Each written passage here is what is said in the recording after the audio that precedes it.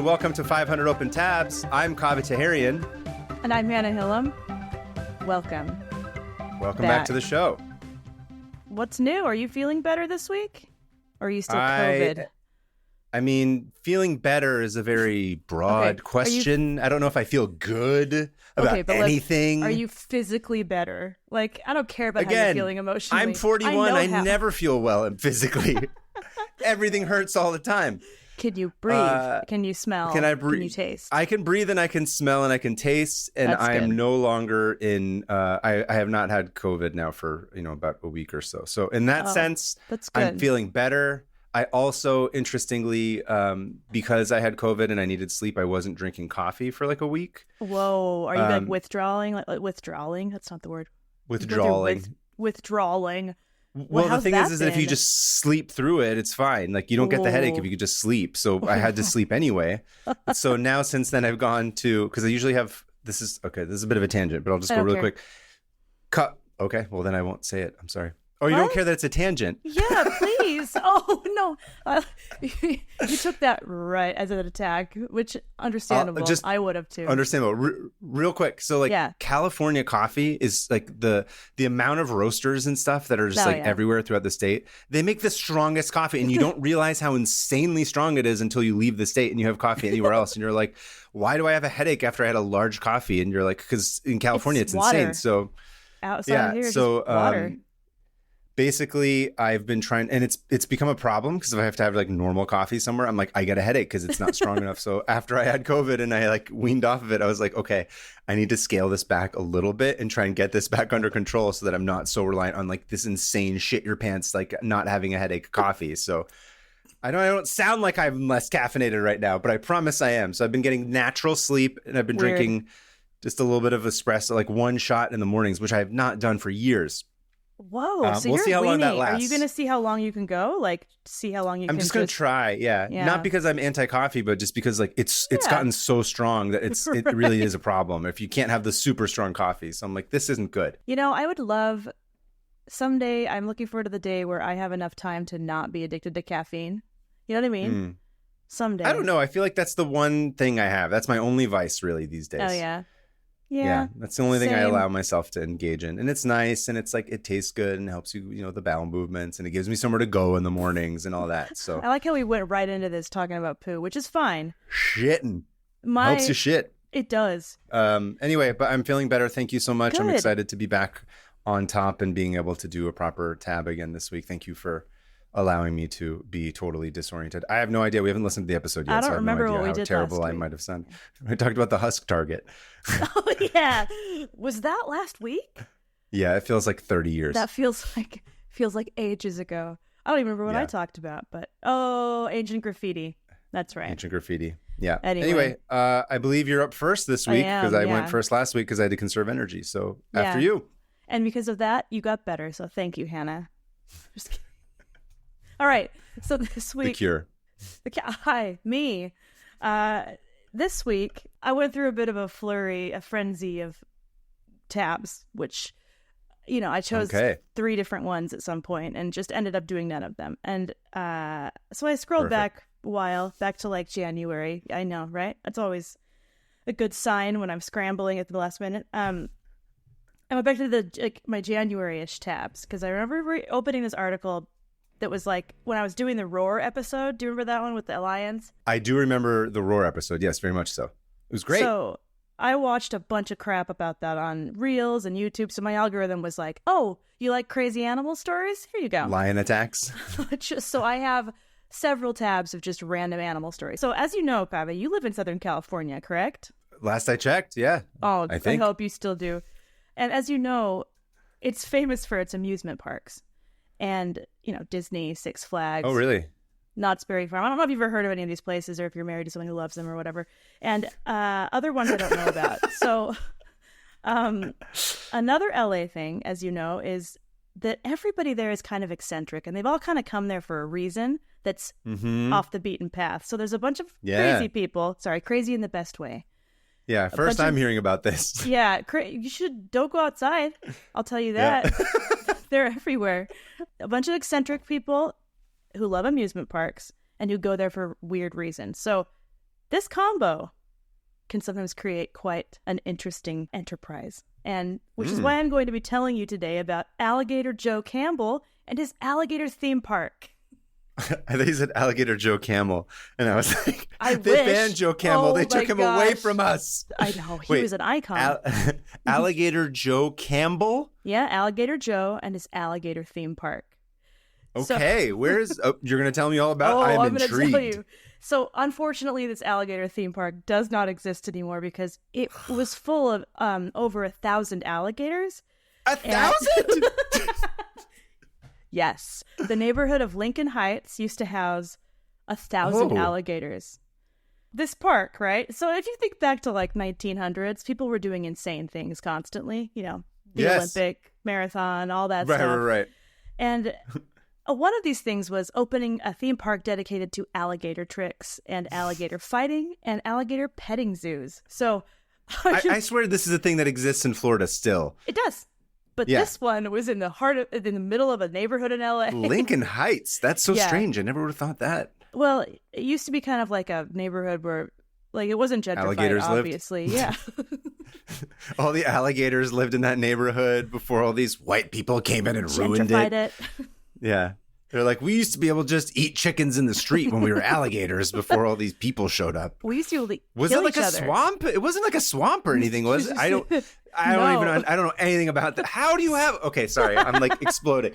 How do you get 1,000 alligators into Link? Look, through God, all things are possible. Okay, I need to calm down. Yeah, jot that down. So jot that down. And by God, I mean a dude, a Florida man named Alligator Joe. So we start off. Please tell me that was his birth name. No.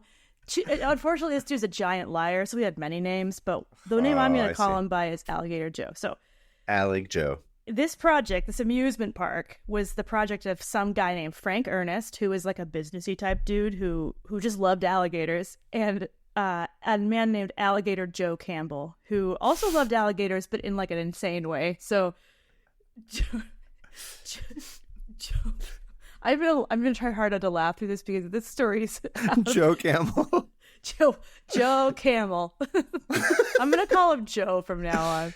Please help me have an image of an alligator smoking cigarettes and like wearing a cool jacket as part of their logo, like Joe Camel but Joe Alligator. I know. I want that. Oh, let's try it. Okay, you should draw it. I'm not gonna try that. I will. Okay, you're the artist. I'm just kidding. So strange thing to say. You're right. I'm not an artist at all. Yeah. No, I'm not. So Alligator Joe was born Warren Frazee. That was his birth name in 1873. And he was born in Florida. Don't really know where because his background is hazy at best.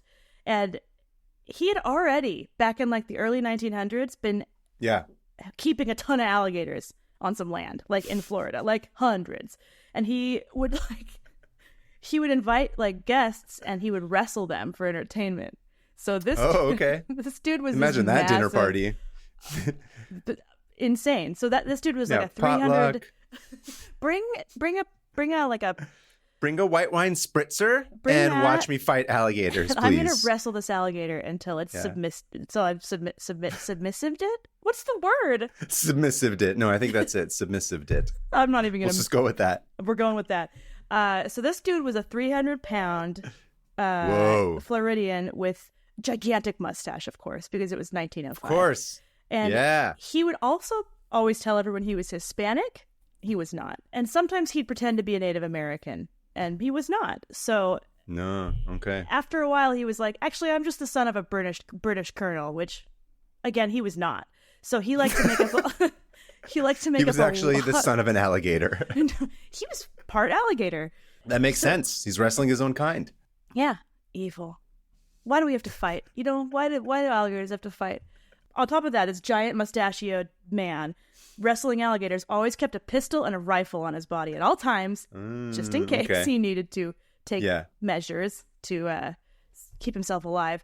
But he never had to because he was apparently a really good alligator wrestler. And these alligator wrestling shows were wildly popular. So he was doing them around Florida. Imagine. Right? I'd see that. Today I would. Yeah, I would absolutely watch a guy just wrestle an alligator and also lie about his race. I wonder if he was like, I'm Native American and I can wrestle alligators. Like, that's probably sounded way more like legit. I mean, that's very like turn of the century, like flim-flammy, like snake oily. Like that was very common. He's a flim-flam man through and through. So he, at one point, got this gig where he was invited to have an exhibit at this. They called them Wonderland parks. Like, think Coney Island and like kind of those tacky. But this park was named the Beautiful Orient. Because, of course, this is 1906. Racially sensitive, I'm sure, and accurate. Every exhibit, like, for example, the streets of Cairo. I'm sure. 100% accurate. Amazing. Yeah. Another one was called Dark Town. So I'm not even going to go into what that exhibit was. Did you say Dark Town? I did say Dark Town. Oh, my God. It's bad. Don't. It's not even subtle for the time. Not at all. And it was just a bunch of people in blackface. It was bad. It was, the pictures made me feel deeply uncomfortable. Really uncomfortable, yeah. But I will not be putting those on the... Anyway, so these exhibits were all, of course, very racially insensitive, but white people loved him. And he was able to have his exhibit, and he called it the Alligator Jungle section of the park. And he had it for one summer, and he brought 200 alligators, and he did his usual thing where he was like, I'm wrestling these alligators, and he had this assistant, a one-legged assistant named William Salisbury. Bill Salisbury. Bill Salisbury and Alligator Joe. And Bill Salisbury only had one leg. Because listen, are we going to pretend like this is not a thing that would be just obviously this is going to attract great crowds? This is good marketing. So much money. He was rolling in it. Yeah. So Bill lost his leg and he's like, it was because of an alligator, but we actually can't confirm that. We'll see. Anyway, so after that summer ends, it was wildly successful, but the park started going under because I don't know why, actually. I didn't want to keep looking at pictures of people in blackface, so I just closed the window. Yeah, I was going to say probably a lot of I assume it's very unsafe. Like those things probably weren't like well made. No. Well funded. Who knows? So Alligator Joe in 1907 was like, well, where else am I going to go? How about Hollywood? The beautiful LA. That makes sense. Makes sense. People were kind of flocking there, as you remember, Edison. Yeah, he hates Thomas Edison. That's why he wants to. He's like, I hate Thomas Edison. He's trying to stop me from all my alligator wrestling movies. I'm going west. So for pretty much, except for the Thomas Edison part, he was like, I know, I'm going to go rip off a bunch of Californians. And he meets this guy named Frank Ernest, like the guy in the beginning. He's like a very good businessman. Right. And he just has always loved alligators. He is, he's earnest too much. And they decided to open up an alligator, pretty much a petting zoo. So, because if there's one thing I want to do, it's pet alligators that love to wrestle. You know what? Most people wanted to pet alligators. So that doesn't sound. I don't want to pet an alligator. No, to be I don't honest. want to go near an alligator. Not even just like the death part, but like it doesn't really strike. Like, yeah. When I think of petting, I think of like soft. Like scales don't really seem pet worthy to me, No. That's just my personal sensory preference, by the way. No shame if you want to pet an alligator, if you're interested in the skin. Kaveh is anti-alligator. So jot that down. So they were like, okay, we can't go too big because we have this land. It's like over by Lincoln Park. Is that a place in LA? Sure. Why not? Yeah. I don't know. It just reminds me of I think you said Lincoln Heights, right? I know, but there was a park. Anyway, I think of Lincoln Park as like... Yes, Chester Bennington is there singing about alligators. Rest in peace, yeah. Crawling in my skin. He could just be like, crawling with the alligators. I've become so Mike Shinoda's rapping about it too. Yeah, he's like, these alligators wrestling me. I'm trying just to get up and breathe. Please stop trying to kill me. I'm wrestling because I'm from Florida. I don't know, whatever. That's my terrible Linkin Park impression. We're keeping that in. Yeah. So, Alyssa, keep it in. Don't edit that out. Yeah. Don't cut that. I'm gonna start doing that. Imagine the podcast starting with that. With my incredible improv. Yeah, anyway, continue. So they moved to... So Lincoln Park comes out and they start playing shows for this alligator wrestling. He does a live show every time. He's 100 years old. Or no, he's rest in peace. So, of course, they needed to let the public know that they were opening this alligator park because... Obviously. Alligator parks don't pay for themselves unless people come to pet the alligators. And so... they put advertisements in papers, which I'm sorry, but these advertisements kind of sucked. Like, it was like front page news, and it said 4 dozen alligators are coming tomorrow. That sounds more like a threat than an ad. Yeah, it does. You better watch out, LA. And 4 dozen alligators are coming tomorrow. Everyone screams and runs. Yeah. They're killers. And then in the article it said the biggest shipment of live alligators ever sent out of Florida, which is not true because he sent way more to Massachusetts for that racially insensitive theme park. Oh, okay. Anyway, how did he just ship them in a boat, know. or does he like put them in a train? What does he do? I tried to figure that out, and I don't know. You know what I'm picturing in my head was like Indiana Jones and the Last Crusade, where in the beginning, where it's young Indy, where it's River Phoenix, and then he finds the train that's like the zoo train, and he's fighting all the dudes on there who took the artifact. You don't remember this? Vaguely remember that. There's like a snake one, and so basically I'm thinking of like all these boxcars with like tons of alligators. I wouldn't be surprised if that was what happened, because the Alligator Express. It crashes and just destroys an entire village. Oh, I just picture that thing derailing and just alligators just pouring out. Trying to save it. Yeah. What? I was going to make a reference that you would understand, which is The Fugitive. So you could just see a bunch of the alligators sitting on top of a bus as it crashed and then just jumping off and trying to run, but they got chains on their legs and arms. Sorry, I'm derailing big time today. I don't care. In the literal sense based on the story. Continue. Please, this train derailment full of alligators was a huge hit to the economy of, I don't know, what are the Carolinas? I don't know. Yeah. We could write a movie. You should write a movie. So he brings 2 dozen alligators. He makes an ad for him in the paper. Yeah, and so they take people flock.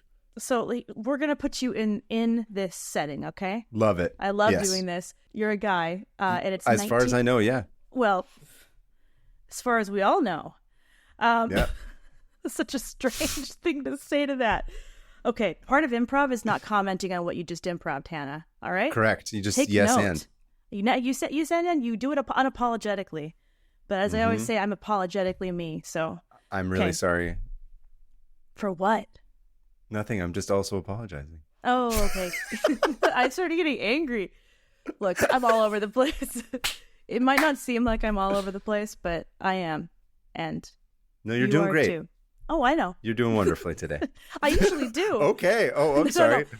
I have this talent where I could be absolutely bonkers inside and somehow at the last minute just channel it. Anyway, so I'm channeling it. It's 1910, sir.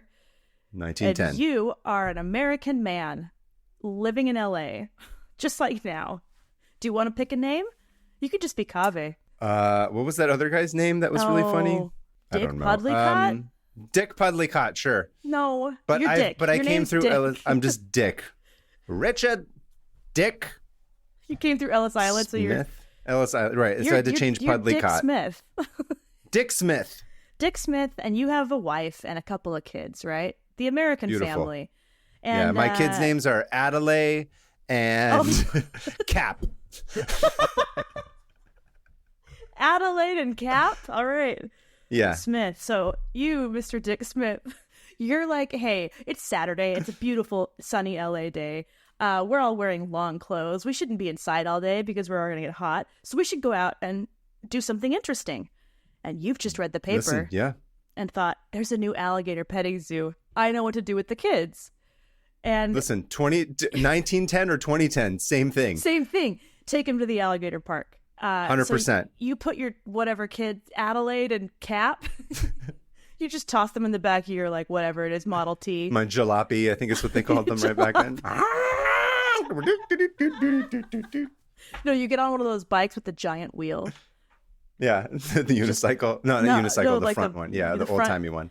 You just put your kids on there. I don't know, and your wife. You're whatever. I didn't actually write a wife into this. I just wrote you and your kids. So she's a mom. So much for feminism, Hannah. Yeah. She died. Oh, no, that's true. Yeah. She couldn't handle having kids with the dumbest names possible. She just perished one night. You're a widower. Why did I let kids. him name the children? Oh. Wait, is it Adelaide or Adelaide? Adelaide. Adelaide and Cap. Okay. You and Adelaide and Cap are riding your bike car or whatever it is to the alligator park, and you're like, well, Get out, and I'm going to send you a beautiful picture of what it looks like, all right? Oh, yes. Love it. I'm pulling you into this story. Perfect. I'm still laughing about Adelaide and Cap. Those They're are pretty good. names. They're pretty good turn of the century names. They're pretty good turn of the century white kid names. All right. There it is. So you pull up in your whatever you're driving, and it looks kind of like a morgue with a sign that says alligator farm on it. But, may as well be a morgue. So you get out and you get your 3 quarters out because it's 25 cents a person. And upon entering, you will see 1 or 2 of 20 ponds filled with alligators. And they're each organized by smallest to largest. So they go by size. And at the smallest ones are these teeny tiny little baby alligators, the length of a pencil. And cute. Near them, very cute. Near them is a huge incubator just filled with eggs. So some of them are hatching, some of them are just barely put in there. It's like Jurassic Park, yeah. Exactly like Jurassic Park, but like somehow more dangerous. And I found this article from 1910 of like a review of the park. And so of course I read it. And then of course. It goes into detail and at one point mentions how dumb the baby alligators are, but they're what? So stupid, but they're so. What's with the hating on the baby alligators? Just wait, this person also hates human babies because he goes on to say, the baby alligators are dumb but strong and rarely get sick, unlike quote as foolish human babies do, unquote. So what is? So babies just get sounds sick. like the most divorced man I've ever heard of. I know, it's like kids suck. Yeah, he's like, I'm gonna go buy Twitter now. I'm gonna have 15 kids. Never talk to any of them and then buy Twitter. No. So the first thing you could probably do is go to the alligator performance show where they start doing tricks. So they've been trained. You're all standing around. You and your 2 kids are standing around this big this big pond. And you're watching Alligator Joe straight up wrestle these alligators. Hell yes. Right? He's got a pistol. He's got the giant mustache. And you're just like, this is the happiest I've been since my wife died of shame over our kids' names. Yes. You start seeing them going down these slides. They called it shooting the chute because they were like shoots. Okay. Anyway, and these alligators would stumble up these slides and they weren't into it. That's the thing, but nobody could. Sure, right. And they could flip in circles on their bellies in the water. They catch meat in their mouth, live chickens, doves, pigeons. And once you were done watching that, if you were still into staying there, you had the option of not only petting them, but getting inside their enclosures. Great. Riding them. So, yeah. So, I mean, where's the Nazi King of England? Where's Edward, That's true. We're surfing on reptiles. Where is he? Yeah, surfing. So, I'm going to send you a photo of... Surfed on a turtle. These people who are riding them. And whole families could get onto one alligator. And this one's four adults sitting on one alligator and riding it. And look how sad the alligator looks. I don't love it. I'm going to ask you, did you come across in this reading of how this happens? I don't understand the phenomenon of just being able to not have an alligator kill you. So these is it just if they've eaten, they don't do it or something? Yes. So you got to feed them. And then you also have to harness them around their mouths. Because if you can put something in their mouths or their teeth, they can't actually, their teeth, what? They can't actually move and try to get you. They can't open or close their mouth. Also, they were semi-trained. They've been raised since they were babies. So they were pretty in the incubator, in the incubator. There were some that were straight from Florida, like I said in the beginning. But they were slightly you could get them when they were docile. That does not mean that nobody got bitten, because they did. Right. I was gonna say they're still animals. Yeah, I'm sure they got bitten. So you can ride them, and you pop your 2 kids on those, and you're thinking, man, life's good. Well, though, here's the thing: if you're uncomfortable with putting your kids on an alligator, which insane, why would you be uncomfortable with that? 'Cause you're a bitch. That's you're why. A huge wimp. So you have the option of putting your kids in the baby alligator exhibit. So you can just plop your toddler in there and it can play with baby alligators. There's a picture of a toddler with a bunch of alligators. They're not small. No. These are that mid-sized. Thing is bigger than I was thinking of tiny newborns. These are bigger than the toddler. Yeah. So and there's hold on. 12 of them. There was one of this little kid holding a bunch of Here we go.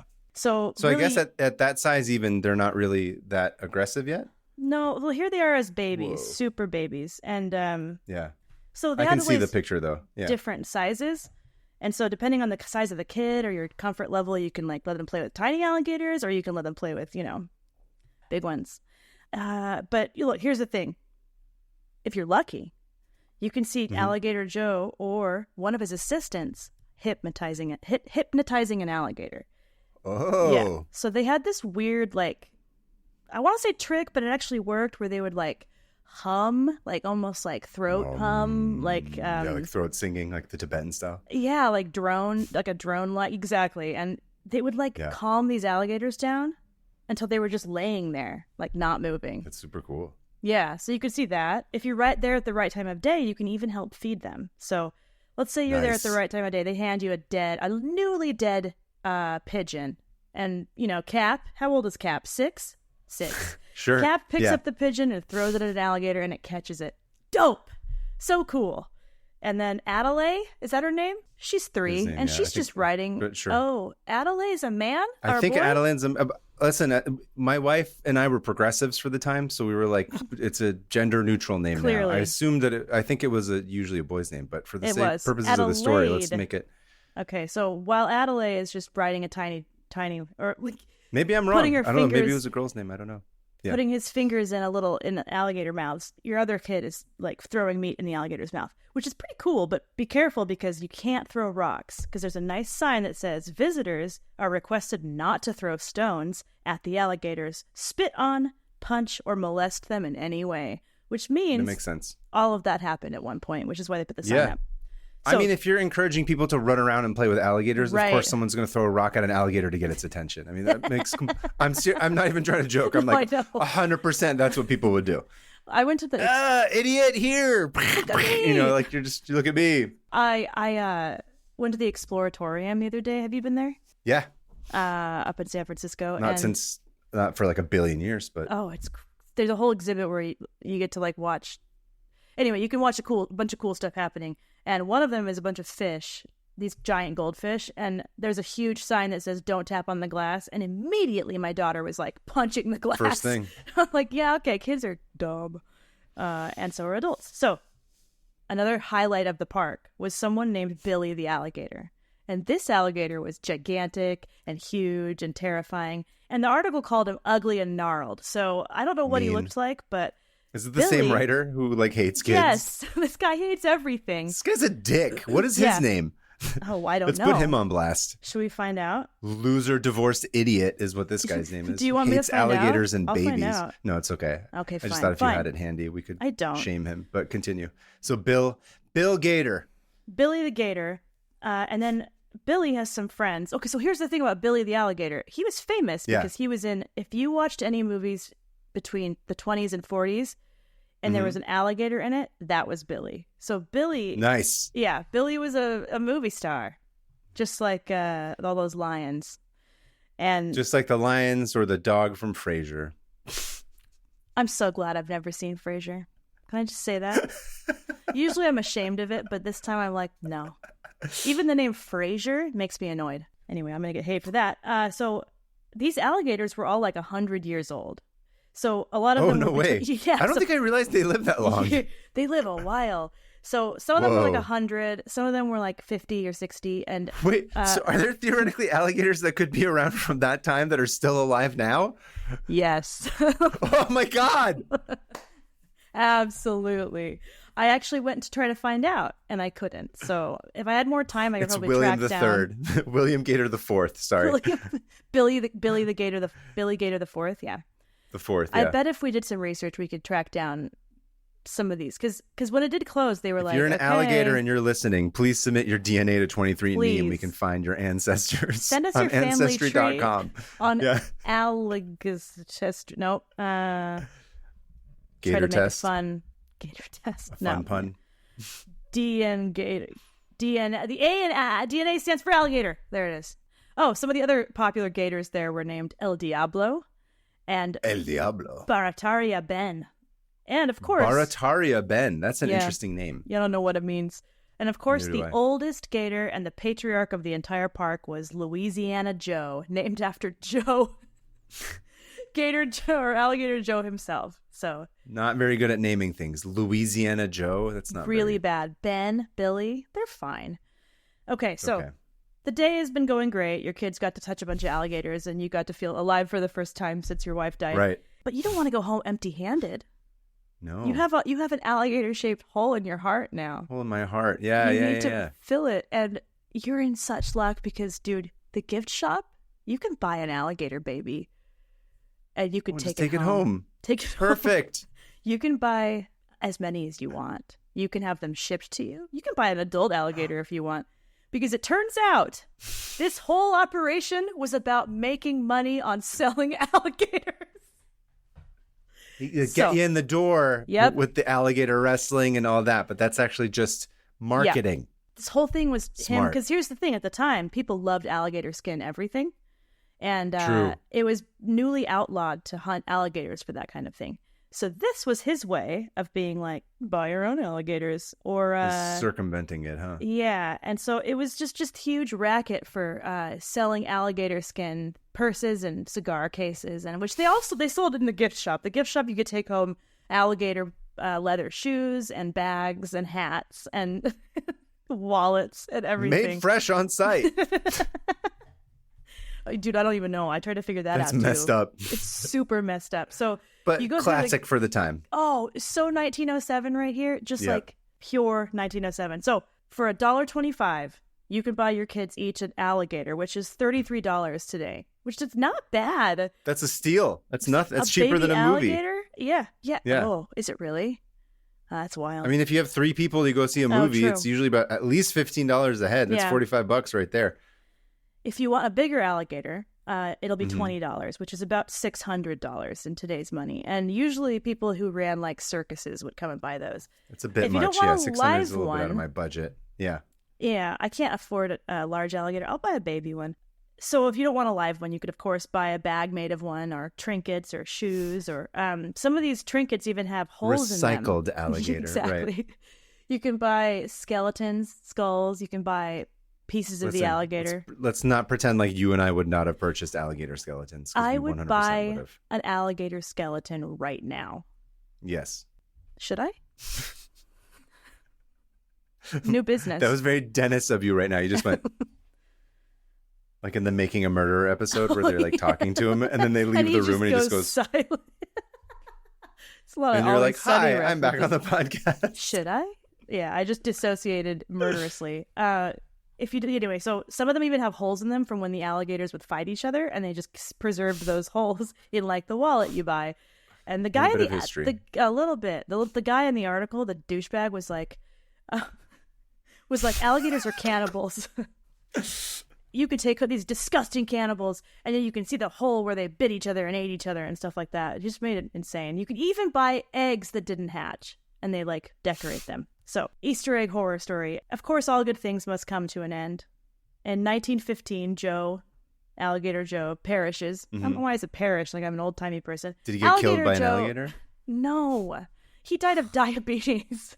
That's so lame. He didn't I even know. die in the line of duty. No, he didn't. He died of double pneumonia complicated by tonsillitis, heart disease, and diabetes. So this dude was Oh, that's brutal. ready to go. Yeah. No wonder That's went. a doozy, as the kids Yeah. would say. The kids would say in 1998. But the park continued until 1986. So this park Okay. closed in 1984.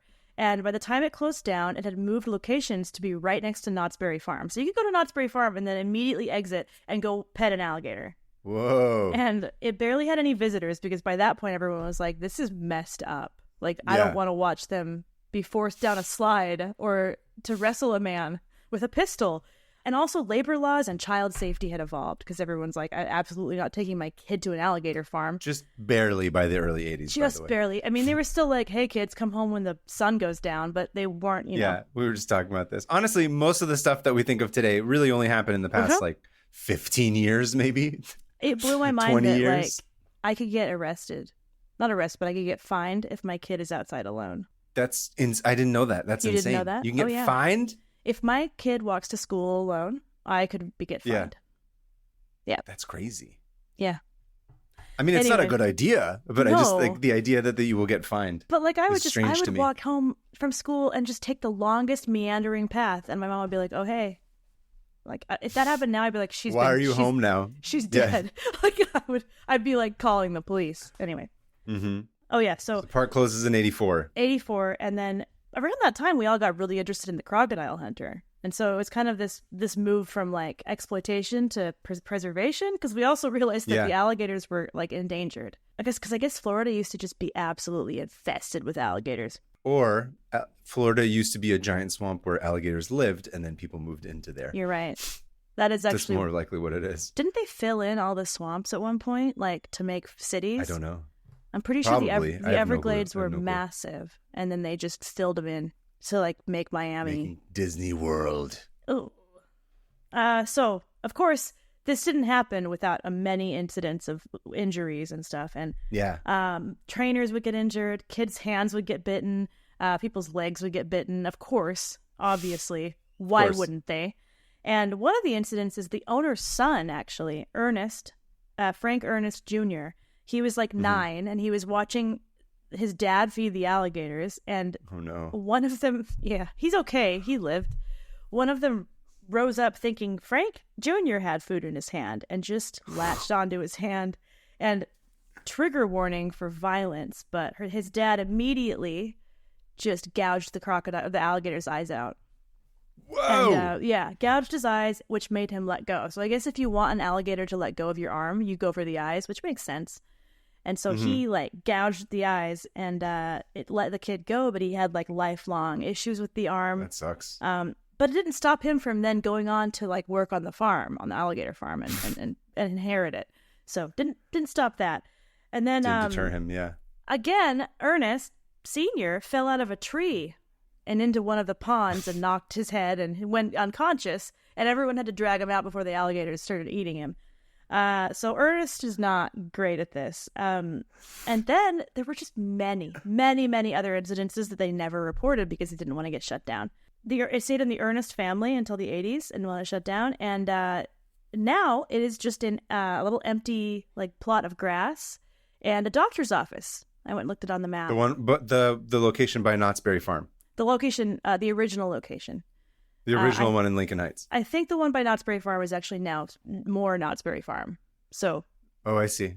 But you can go to you said it was a dentist's office? I think it's a doctor's office now. It's a doctor's office. Okay. Yeah. So it's just like I would definitely go to that doctor. I think that would be really cool. To be like, I'm on the old alligator burial grounds. Right? This is where I go to get my. I would market myself as Z-Pack prescriptions. But. Anyway, that's the alligator park of Los Angeles, and wow, I had no idea. Isn't that wild? Oh, and it's also really crazy. Surrounded by houses. It's like highly residential area, so you could just walk outside and be like, "Oh, the alligator park's busy today," and then walk back in your house. Right there. Yeah. Anyway. When I was, I went to Disney World one time when I was little. I was like 5 is when my family took us there. Cute. It's like one of the only proper family vacations I remember taking before my parents got divorced. But that's a whole side story. But I remember one of the things we went to see. We'll work through your parents' divorce. Yeah, I'll have a whole therapy session. Yeah.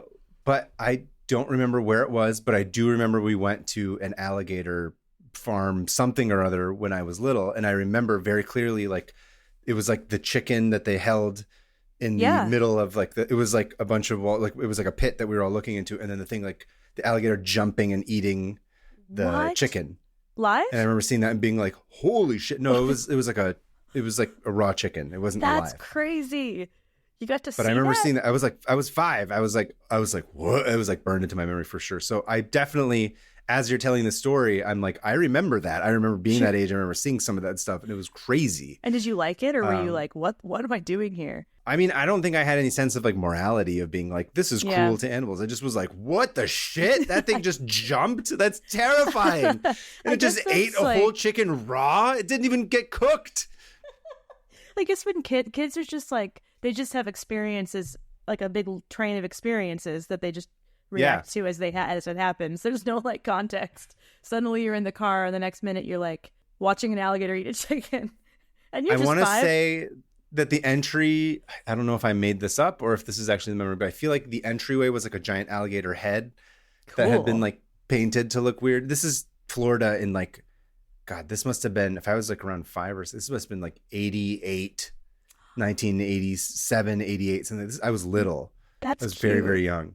But I remember seeing that very well. And like that image is still in my brain today of like that thing just jumping and snatching the chicken and coming down and just being like, that is insane. That thing is huge. Because you also don't think of an alligator as something that can jump. Right. Because it's so like weird and low. It's like a snake almost, you know, the way that you think of the body. Yeah. They can jump high. Yeah, I don't. Yeah. Look, I don't want to live in Florida. No offense. I'm neutral on Florida. I don't really have any. I don't know enough about Florida to say I don't want to live there or not. Yeah, I know. I'm just saying in general. I'm saying my stance on it is I have no idea, honestly. I just don't know enough about Florida to take a stance one way or another. I see. That's a cool story. Thanks for sharing your own personal. Thank you for. Story. No, thank you for sharing that. That was really interesting. I will definitely look this up now. I'm very curious about this. There's some wild pictures. If you have any pictures of you at the alligator farm, find those. Just kidding. Do it. That's a good idea. Yeah, I'll ask my mom and see if there's any in like an album somewhere. That would be really funny actually to find them. Oh, your mom has albums? My mom's always like, I don't want to go dig around because they're all in boxes. No, I think she has them somewhere. I don't think she like busts them out every day, but she might have something somewhere. I'll ask her. Anyway, thank you. That was really cool. I really enjoyed that. What do you have for me? Funny enough, you were talking about your tab, and I'll explain how it relates to mine. Oh, dope. Another weird like crossover. Another weird synchronicity. Yeah. Yes. I mean, not super, but kind of like what we were talking about at the beginning. You'll understand what I'm saying. So, okay. A little bit of context. I'm doing something a little bit different than what I would have normally done. Okay. For a tab. So this is half personal story, half tab. Oh, dope. I love this. So last weekend, or I guess like at this point now, like a week and a half ago, they were showing Lawrence of Arabia in 70 millimeter at the Egyptian in Hollywood. Oh, cool. And that's why I thought you were dead.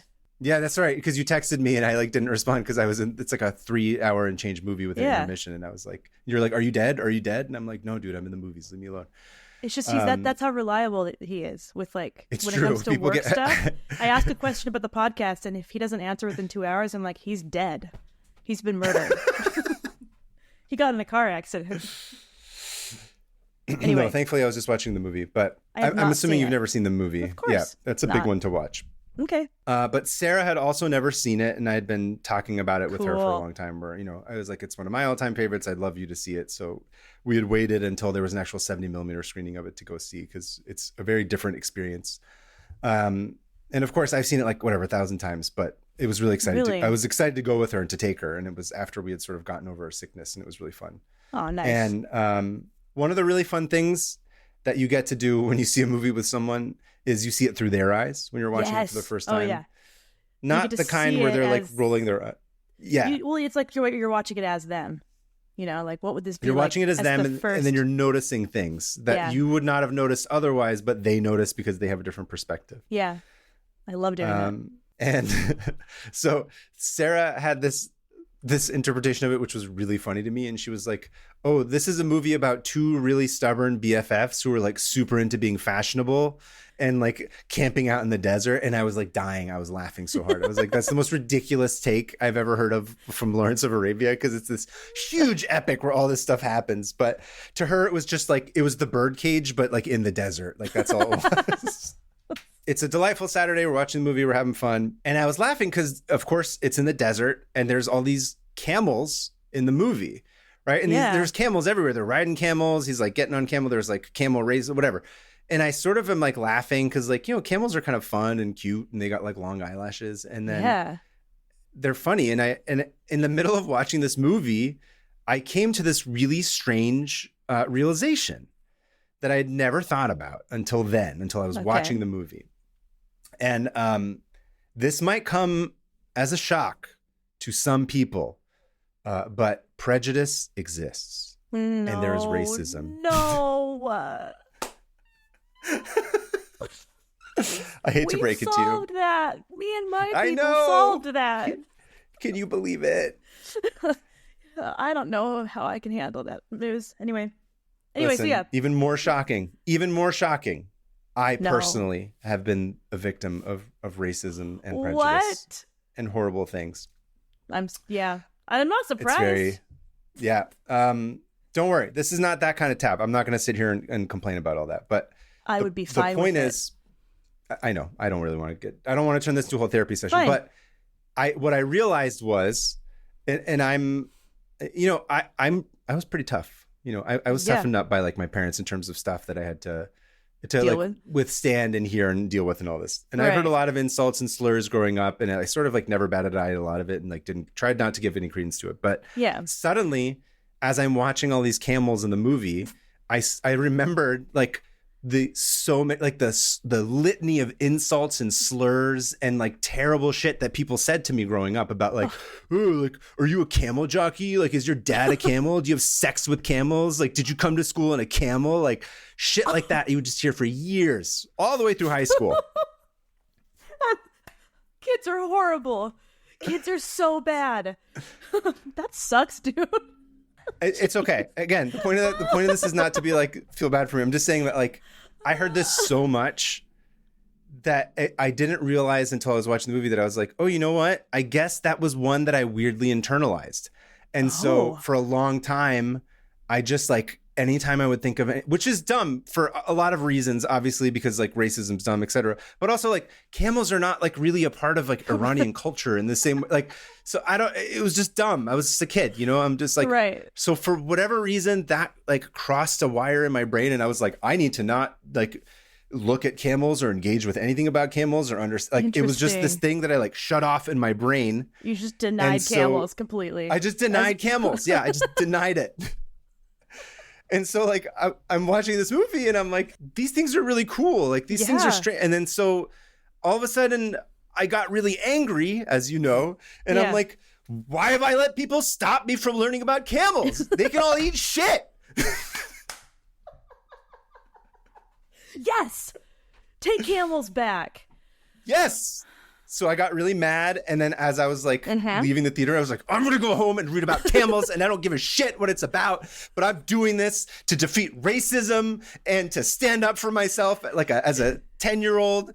And you're doing it for little Kaveh. I'm doing it for little Kaveh. And I should have been able to do this in the 4th grade, but I couldn't. So eat shit, everybody. And if you will indulge me, this is a tab about healing. Healing this ability to learn about camels and to have it not be weird. Great. And thank you. And it's not, I'm here this is not a normal tab where I'm like, I don't really have like a proper structure of like what this is going to be, but I just thought just talking about camels, dude. We're just talking about camels. That's it. This is something I should have been able to do, but I wasn't. But thanks to being able to see Lawrence of Arabia with my lovely wife, I was like, this needs to get healed. So I'm going to do it. Let's do it. So tell me about camels. I'm so here for this. I'm on it. Like right now, I'm ride or die. If you said we're going to go steal a camel, I'd do it. So first of all, let's clear something up. Despite the Middle East's long association with them, camels actually originated in North America 45 million years ago. No, they didn't. Are you serious? Yes, I did. Yes, I am. They did. So they were here for a minute, and it wasn't until around 3 to 5 million years ago that they crossed into Eurasia and eventually migrated south. Weird. So, basically, Americans are the ones whose dads are camels and the animal with whom they have carnal relations and ride to school with. So eat shit, Christopher D., who yelled at me in the boys' locker room sophomore year in high school. You're the camel jockey, except not, of course, because white people aren't from here, but that's a whole other story. That's a whole thing. I feel vindicated right now from when I learned that fact. This is turning racism on its head. This is flipping the what did they say? Flipping the script. Thank you. I'm feeling this, dude. I'm here for this. Like, I'm here. Just imagine, just like, they're not even from the Middle East. No, of course they're not. Of course they're not. Anyway, so there's that. Amazing. You got that, first of all. Also super weird. That's just bizarre. Very strange. Like, whales or cats? What were they? Camels are North American. Cats? Camels are North American. What's next? Alligators? Yeah, right. They were actually all alligators beforehand. No, okay. Camels can drink up to 40 gallons of water in one go. Screw Chris. Anyone named Chris. You know what? I hope Chris is having a mediocre life. He probably is. Anyway, they can drink up to how much? I'm still mad 40 at Chris. gallons. What? 40 gallons in one go. That's too much water. What? They can apparently go without water for up to 2 months. Speaking of Always Sunny, that episode where Charlie finds that sword at the dump and he's like, I could cut a camel hump right in two and get all the milk out of it. Where he's sliding down the trail. Look, I could just cut a camel right in half and get all the milk out of it. Yeah. I know exactly the part you're talking about. I love that episode. Apparently, one reason they can like hold on to water for so long is because of the unique shape of their red blood cells, which are oval shaped. I do not understand this, but according to camel facts, that's what it is. When a camel does come across water, it can fill up in a hurry, drinking as much as 26 gallons in 10 minutes. Oh my gosh. Oh, right? Let's let that one sit. My mind is a little bit blown right now. It's a lot of water. That's unimaginable amount of water to drink. And they'll just store it for a shitload of time. What is it? If we drink 10 gallons, we'll die, I'm pretty sure. I think so. Yeah, something like that. We can die of water overdose. We can. I remember there was somebody who died a few years ago, was part of like a radio contest where they're like, how much water can you drink? And this woman drank like too much water and died. Oh, rest in peace. Anyway, you'll like this fact. Okay. Out of a 6 or 7 hour night, camels only sleep 1.7 hours on average, with a combination of REM and non-REM sleep, while the rest of the time is spent drowsing, ruminating, or being awake, and they move between these various states, likely to stay vigilant, and they can sleep standing up or lying down. Question: Am I a camel? A camel, yeah. Because except I haven't seen you drink that much water, unfortunately, even though you should be. I always forget, but I do ruminate and slip in and out of the consciousness while being vigilant. Absolutely. Yeah. I love camels. Yeah, I would be proud. I would be proud to ride a camel. Oh, I don't know what I'm doing. Me too. I'm sorry. Look, I got riled. I'm in a. I meant to do that. I'm glad that you're on board. It worked. We're taking it back. And of course, they produce milk that's all high in like iron and vitamin C, which is awesome. So basically, in short, God was like, bro, what if we took a horse and made it like immune to heat and like it didn't need to eat for a week? And bonus, you can milk it, so it's also a cow, and beautiful eyelashes. Like beautiful. What? like fake, those fake eyelashes you see on celebrities, but real and beautiful. Yeah. So basically, God was like, "Eat shit. Camels are the best. Your argument's invalid." Horses? No. Horses, Chris. Horses are for Chris's.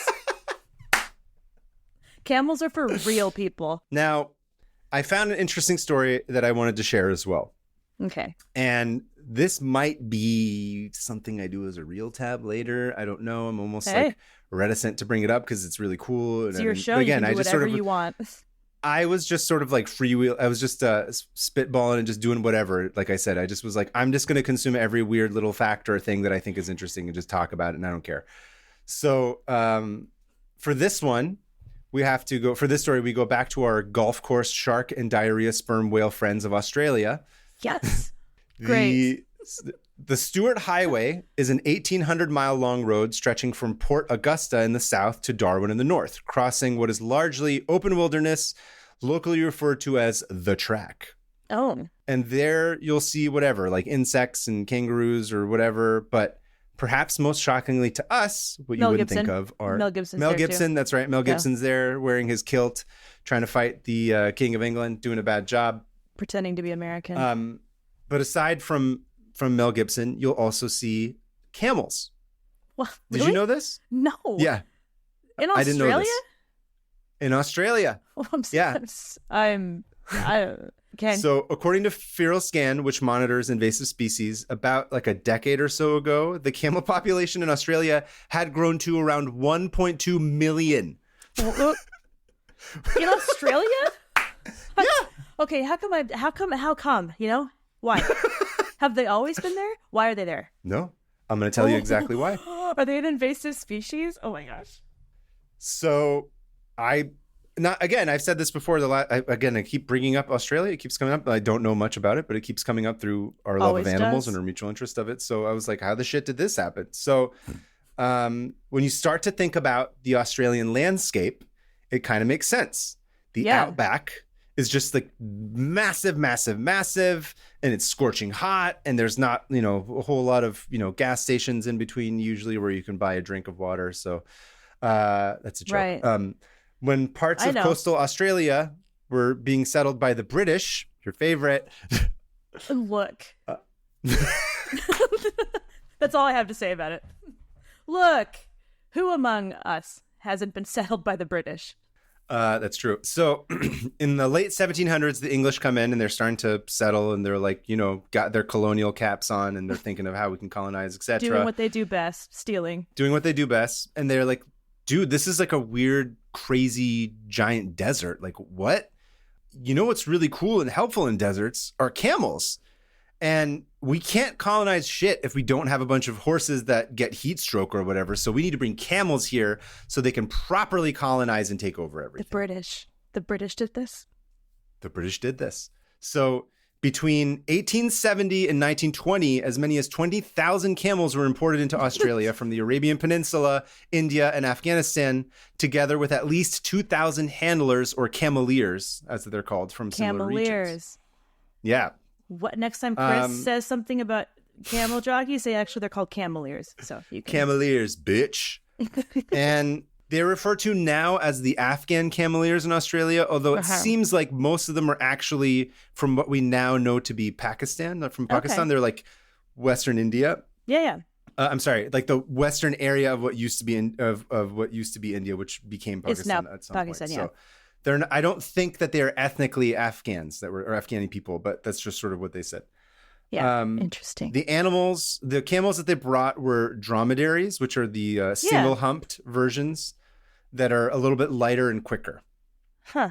And as I said, they're ideally suited for the climate of the Australian outback. They could go weeks without water. They had stamina and strength to carry loads and riders across what were lightly exposed, fiercely hot landscapes.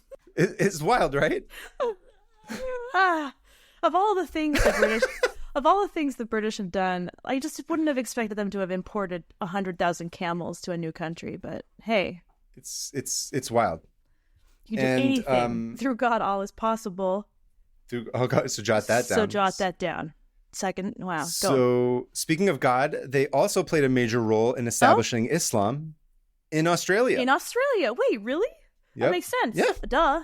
Yep. Oh, because they imported all these cameleers and stuff, and they were just like, hey, we're a bunch of Muslim dudes who are here to ride camels and shit. So they all lived and did stuff, and they're like, I guess we're going to start building. So the country's first mosque is built at Maree in South Australia in 1861, and the Central Adelaide Mosque. Yeah. Oh, that is so cool. I had no idea. 1860. I want to go there. Yeah. The first camel, which became known as Harry, which I think is really funny. It's just Harry the camel, arrived at Port Adelaide in 1840 and was used in 1846 expedition by John Herrick's. That is wild. At the same time, this may have the Hillam family Australian branch was just being transported there on a prisoner ship. So, oh, really? Yes, the Hillams that are in Australia were all, I think, descended from a thief. Yep. Anyway. Else. This may have also had an unintentionally positive cultural and economic effect on Australian society, because in a way, this was sort of like the railroads before the railroads, because nobody was crossing these huge swaths of land before this. Right. So the cameleers opened up lines of supply, transport, and communication between isolated settlements, making the economic development of arid Australia possible. It's wild. And suddenly there's this whole network of people that would have never been exposed to each other, and they were being cross-pollinated and on these weird, crazy humped beasts, which is really kind of fun. Just continue, even if I'm laughing. This is insane. Right? Yeah. And they carried wool and water and telegraph poles and railway sleepers, tea and tobacco. Look at them. Hardworking. Hardworking. And the Aboriginals of the areas, they were into it. They began to incorporate camel hair into their artifacts. They were just cool. These things are awesome. So some of them, some of the dudes, the cameleers had, I guess, married some people who were part of different Aboriginal tribes. And there's people today who can trace their roots back to this, which is really interesting. But of course, like every story about technological advance, this fun was only temporary because eventually railroads started to be built by the 1930s. Yeah. And everybody was like, tired camels, wired trains, which don't put me in that position to choose between camels and trains because that's not fair because can't imagine. They all have their own merits. They have their own merits. On today, if someone did that, I'd say a camel. I do love a train, but I want to try camel. Yeah. And so everybody was like, okay, whatever, camels, buy. And the camels were like, oh shit, okay, I guess. I don't even get like a gold watch for like my lifetime of service to this company. Right. And they're like, nope, buy. A plaque, and so they anything? Just like, nothing. And so they're just like, go away. They just like release them into the wild. Oh. And there was no like one child policy or anything that was implemented to stop them. So the population just like exploded. Hence the recent efforts to try and cull the population because it got too big. So you're telling me if I wanted to kill a camel, I could? I don't want to. I think at like one point a few years ago, they were just like, yeah, we're going to go shoot a bunch of camels because there's too many of them. Like camel hunting was okay with the government. But then people rightfully were like, this is barbaric and terrible. Can we figure out a better way? So there's like preserves and, these, what are they called? Not preserve. Is preserve the right word? Preserve's the right word. Yeah. Where they like keep them all in like one area. Mm-hmm. Yeah. So they're trying to figure it out. Again, the story is really interesting.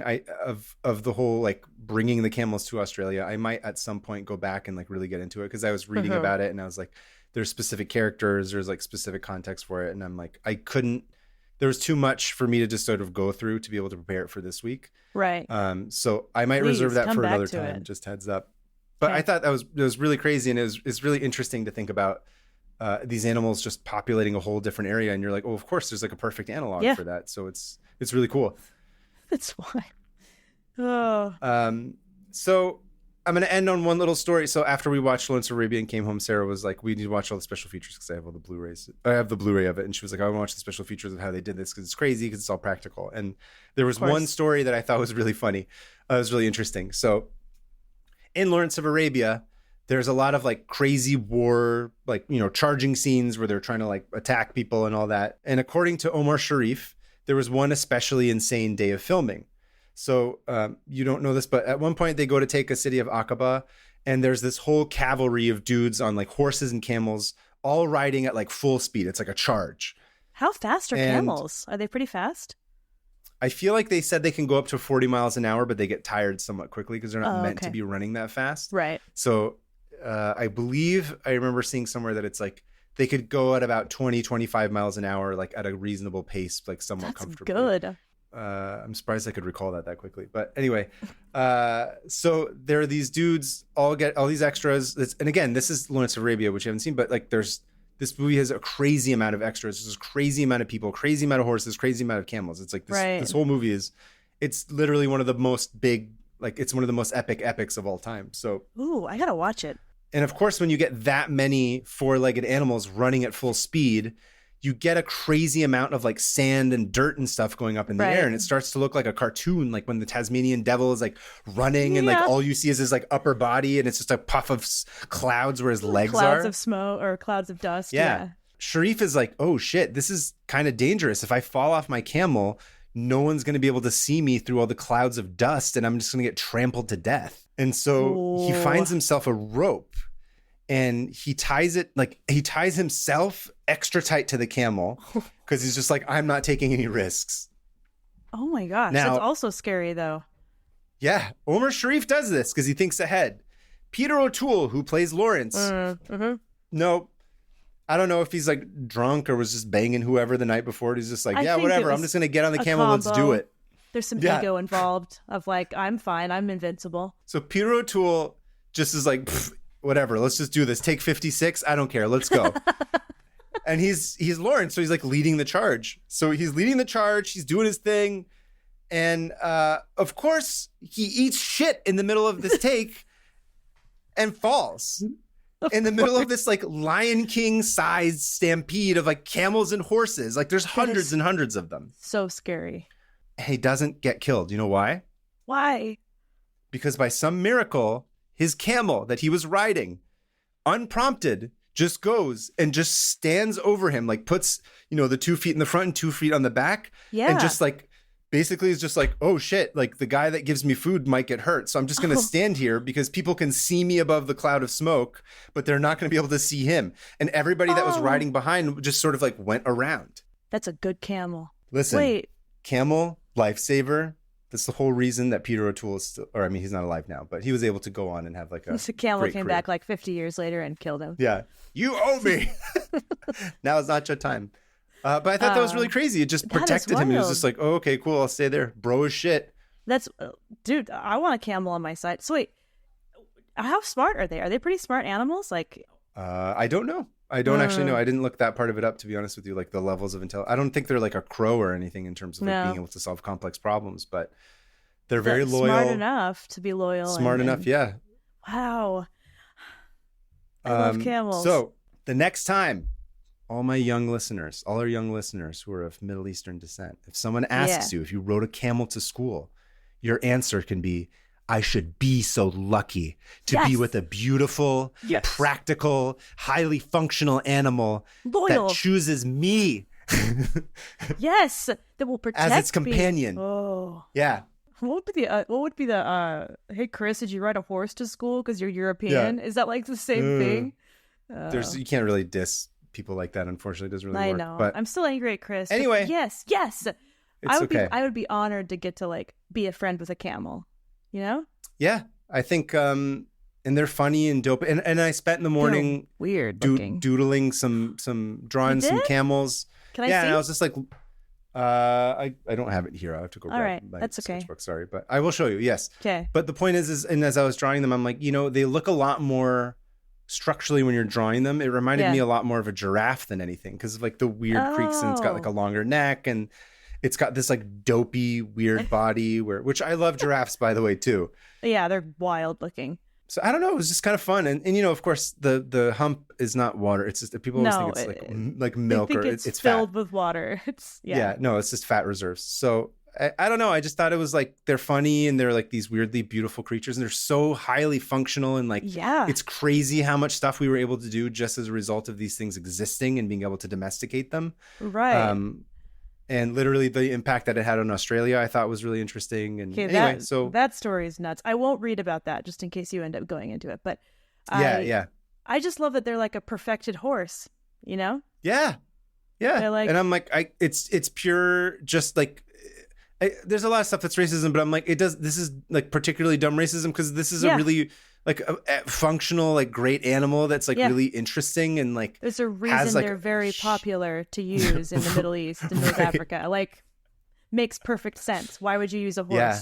Oh, you know what? I just remembered I had queued up some article about them, and they brought some to Joshua Tree. I totally forgot to read that. Really? Anyway, that might be maybe I'll go back and read that for the next time. But anyway, that was just my thank you for indulging me. I just realized I wanted to just like indulge a little bit about some camel stuff and just be like, you know what? It's okay. Camels are awesome. Yeah. Everybody who's racist can eat shit. It's fine. Doesn't matter. It's just an animal. It's not like a culture. It's a thing. It's exactly. It's so crazy that like kids will find literally any imagery and turn it into an attack on another kid. Like 100%.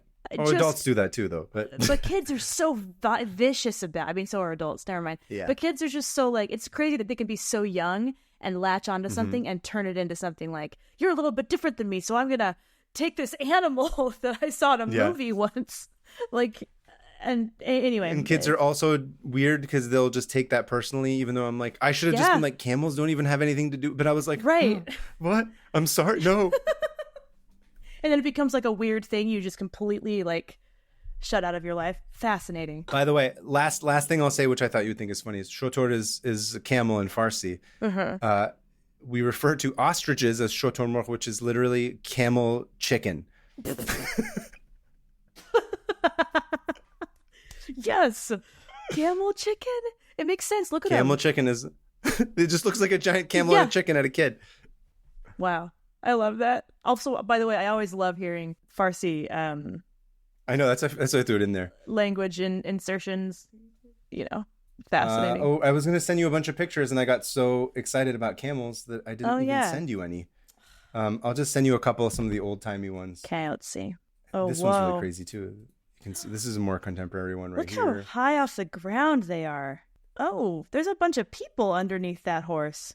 I think those are the like Aboriginal tribes people that are like all part of it. Cool. Oh, look at that. What a weird animal. What? Isn't it? And then here's like an old-timey illustration, which I really like. Sorry, what were we going to say? It's got like a weird little neck pouch. Oh, look at that. I like that illustration. These are dope. Yeah, me too. It strikes me just how tall they are. Like, how do you get up onto a camel? Is it like a ladder, like a camel ladder? I think they get down and you sit on them, and then because they have like the weird, like the giraffe legs. Yeah, they're like giraffe. Like I said, I think more of giraffes than I think of horses when I look at them.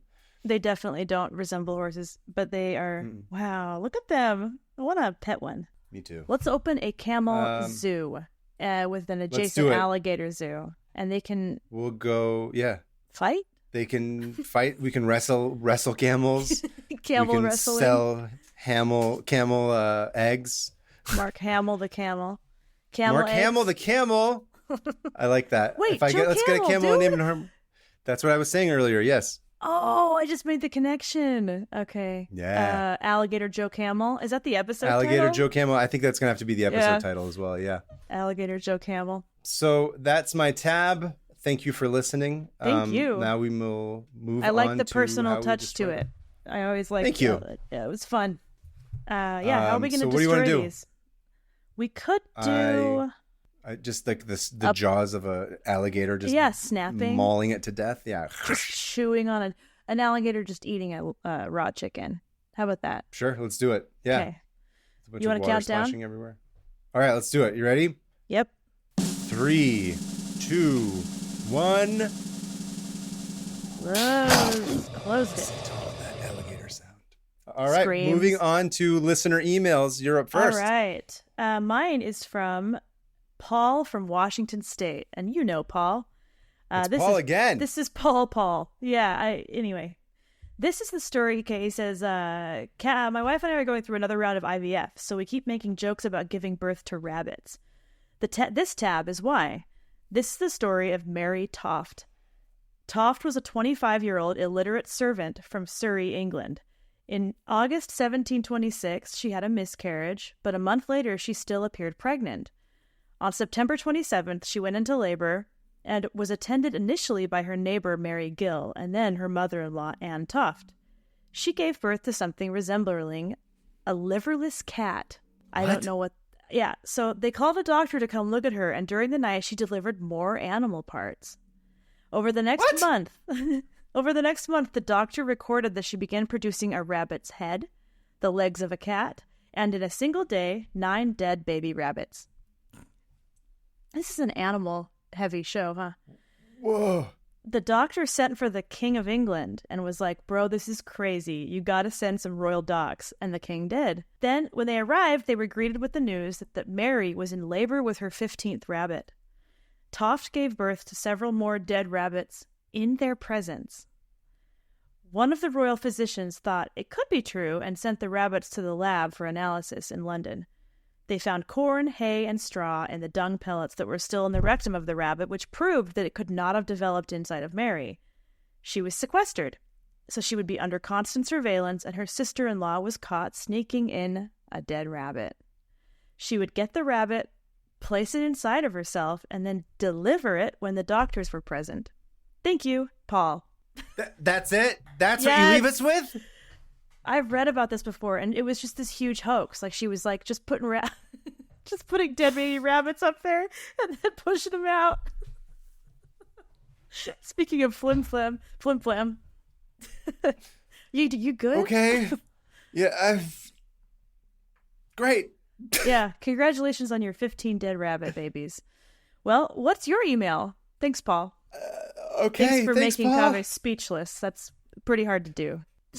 Email number 2 is from Adrian from Spain. Not into this. Okay, Adrian from Spain. Adrian from Spain. Hi, Kaveh and Hannah. I'm a big fan of your podcast. I can't even count the number of times I've gotten dirty looks from my office mates for laughing out loud listening to your show. Nice. I love what you guys do, and I'm happy every time you drop an episode. That's really nice. Thank you, Adrian. Anyway, what I wanted to send you is not a tab I had pending to read, but a tab about tabs. Oh. More specifically, a recent article from PC Gamer called, quote, Firefox power user keeps 7,400 plus browser tabs open for 2 years. 7,000. Okay. Obviously, my first thought has been this person should participate in the podcast. With so many tabs accumulated, Hazel must have several juicy ones. Well, that's all I wanted to contribute. Thanks for reading me, and cheers to you both, Adrian. And so I pulled back a little bit, just like a blurb from the article. Yeah. It says, Firefox power user Hazel, who prefers not to give her last name, posted a screenshot showing 7,470 tabs open earlier this week after finding the browser initially unable to restore all tabs. Hazel was able to bring the tabs back to life via a Firefox profile cache. However, tells PC Mag that reloading the full sessions took no more than a minute. Oh, the future. It might be time for us to go back to Mozilla. I haven't been on Firefox in a long time. I'm still a Mozilla user. Are you really? Yeah, I have. It has been my browser since 2005, I think. Yeah, I used to use it a lot in the aughts, and at some point I switched over. It kind of sucks, I will say. It kind of isn't great, but if I'm not on Safari, I'm on Mozilla. It's my buddy. It's my boy. Well, Mozilla, if you're looking to sponsor our podcast where we talk about having tabs, this is perfect. They're hemorrhaging employees, but yeah. Yeah, I know, right? It's not that much to advertise on our show. It's barely. Listen, we'll do it for free. Honestly, give us an update and put us. Yeah. Yeah. Anyway, if you also have a tab that you'd like to share with us on the show, please go ahead and send us an email. It's 500opentabs@gmail.com. That's 500. Additionally, we would love to get voice memos. Try to keep it under a minute. Basically, all we need to know is what your tab was about, something fun that you learned from it, include the link, and of course, where you're from, because we like knowing where our friends are. And you can also follow us on Instagram at 500opentabs. And we also have a Patreon, a Discord, and a Google map list. 500 Open Roads. 500 Open Roads. I keep struggling as to what we're going to call it, but yeah, it's basically like a map list thing. Our Patreon, I've been putting up a bunch of bonus clips. There's been I put one up recently about us talking about our childhoods, about like how we got into art, some funny behind the scenes stuff, alternate beginnings of the podcast before we inevitably start over. And we also have a YouTube. If you want to watch this and see all the pictures, our YouTube all the pictures and the fun different outfits that Hannah and I tend to wear when we're doing a themed episode. We've been doing costumes lately. I like that. It's just seeped in. It seems like a fun way to keep this podcast interesting. Additionally, it's so boring otherwise. Without an outfit change, there's no point. Additionally, you have a book coming out, right? Oh, my book, Cat People. Yeah, it's still coming out. I have some dates. I'll be in Portland on the 26th of October at doing a signing, and I'll have more info about that soon. I'll probably be in LA the days after that. Sorry, I'm busy that day. What? You better not be. If you are, I'll... And then at some point in New York, I don't really know yet. But if you are in the San Francisco Bay Area on October 8th at the Ferry Building, there's a bookstore up there that I don't remember the name of that I will be doing my opening day signing. So, all right, October. Look out for now the dates. And get a tote bag. So tote bags. Do it. Order it. Order Hannah's book. On my Instagram. I also have books. He has a bunch of books, and I think you should order his I've also got a bunch of books. I mean, they'll get there faster because your book's not going to be released. So in the meantime, while you're killing time waiting for Hannah's real book to arrive, you can buy my shitty books. Yeah. The ones he spent years on. They're great. Blacksmithfilms.com. Mm-hmm. Go check it out. That's where you can buy everything. I believe that is all for this week. Is there anything else you want to discuss before we close it out? Nope. No, you just want to dance. I guess. So you can just dance. Thank you, everybody, for listening. Please tell a friend. If you know any camels, send them this episode. If you know any alligators, send them this episode. I can talk. Words are good. Sure. Thankfully, we're at the end of the episode, so in all bad seriousness, word phrasing. Sharing with friends is the best way to spread this, and that's what we're trying to do right now because we're in the growth stage. Send it to your friends. Send it to anybody that you know that's ever been a victim of camel-based racism, and maybe this will embolden them to go research camels like I did. Yes. Well, thank you. Thank you all for listening. Thank you, Hannah, for indulging me this week. And every week, dude. I'm here for anything. Tell me anything. Very well. The one thing I will tell you right now is to keep it Josie. Keep it Josie, everybody, and have a good time. Have a